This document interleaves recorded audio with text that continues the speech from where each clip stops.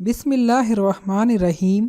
अस्सलामुअलैकुम नाज़रीन, उर्दू स्टार पर हम आपको खुशामदीद कहते हैं।